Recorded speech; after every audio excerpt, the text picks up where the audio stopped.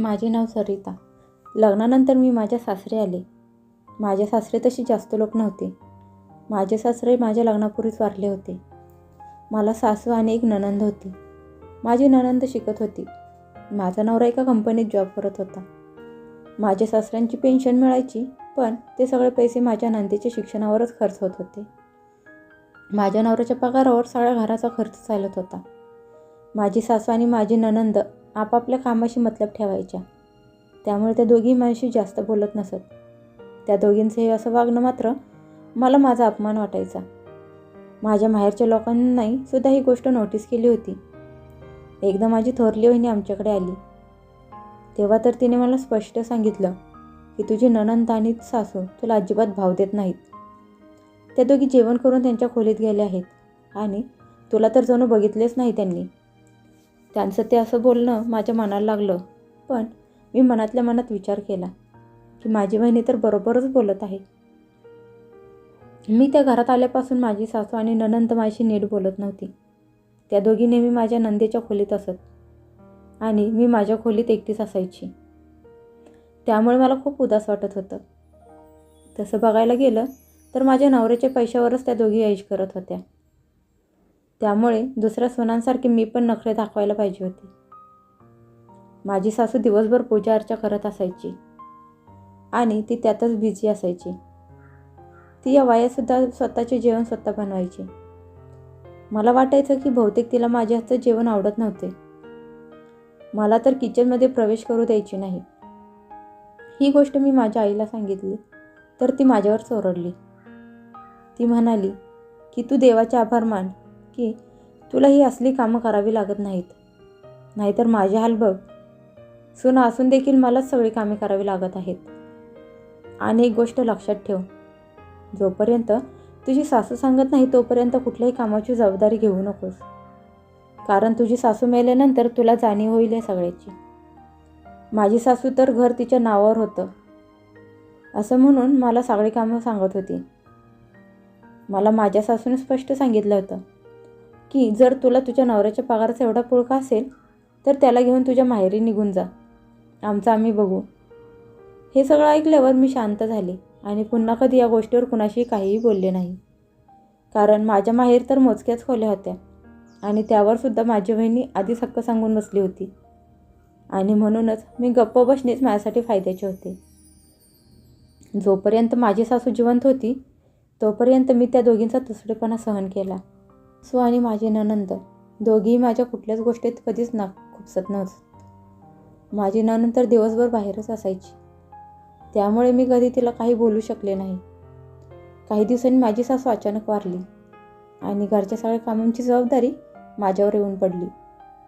माझी नणंद तर तसेही कायम अभ्यासाचा बहाणा करत असायची, त्यामुळे तिने आधीच स्पष्ट नकार दिला होता.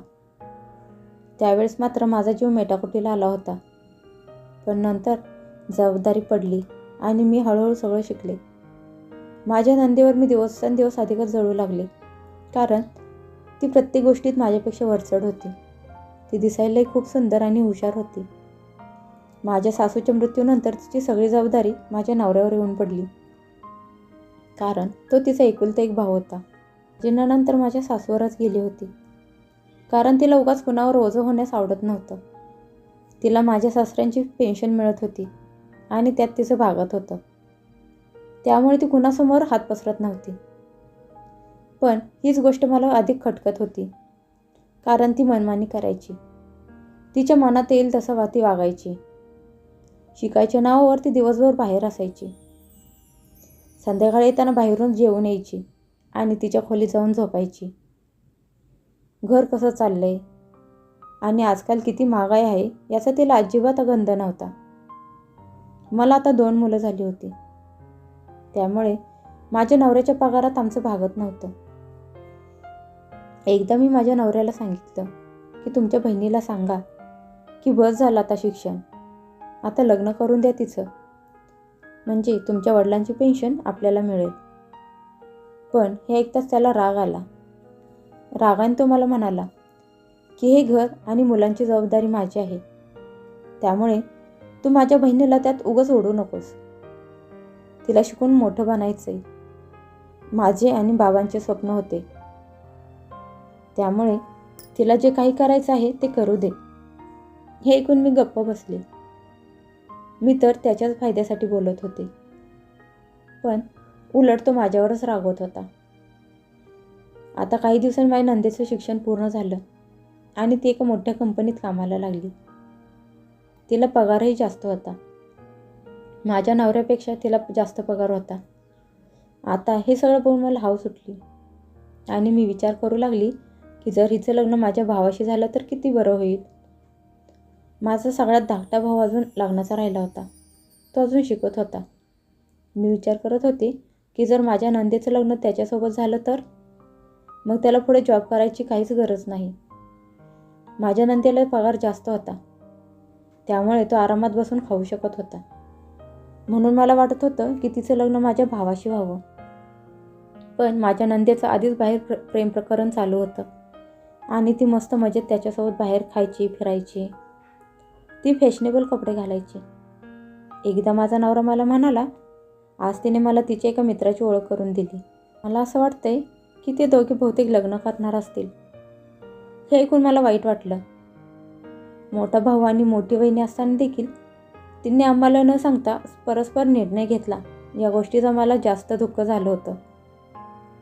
ही गोष्ट मी माझ्या नवऱ्याला देखील सांगितली, पण त्यांना त्याचं काहीच वाटलं नाही. माझा नवरा तर त्यांच्या बहिणीच्या निर्णयावर चांगलाच खुश होता. एक दिवस त्याने त्या मुलालाच घरी आणले. त्याला बघितल्यावर मला आश्चर्य वाटलं, कारण तिने तिच्यासोबत काम करत असलेल्याच एका मुलाला पसंत केलं होतं. तो मुलगा तिच्यापेक्षा जास्त सुंदर आणि चांगला कमावत होता. माझ्या नवऱ्याने त्या दोघांना त्याच्या नात्याला लगेच मंजुरी दिली. काही दिवसांनी दोघांचा साखरपुडा उरकून घेण्यात आला आणि लग्नाची तारीख देखील ठरवली गेली. आता मला काही करून हिची आकड कमी करायची होती, कारण तिने तिला पाहिजे तसे करून घेतले होते. पहिलेच माझी नणंद मला अजिबात पसंत करत नव्हती. त्यात आता तिला तिच्या मनासारखा आणि भरपूर पैसेवाला नवरा मिळणार होता. त्यामुळे ती अजूनच हवेत होती. मला मात्र तिचा अजूनच राग येत होता आणि तिच्याविषयी द्वेष देखील माझ्या मनात वाढू लागला होता. कारण अशी कमी माणसं असतात ज्यांच्या मनासारखं सगळं काही घडत असतं. या सगळ्यांमुळे मी तिच्यावर जळत होते आणि तिच्याबद्दल वाईट विचार करत होते. मी विचार करू लागले की जर ही माझी वहिनी नाही बनवू शकली तर मी तिला कुणाचीच वहिनी बनवू देणार नाही.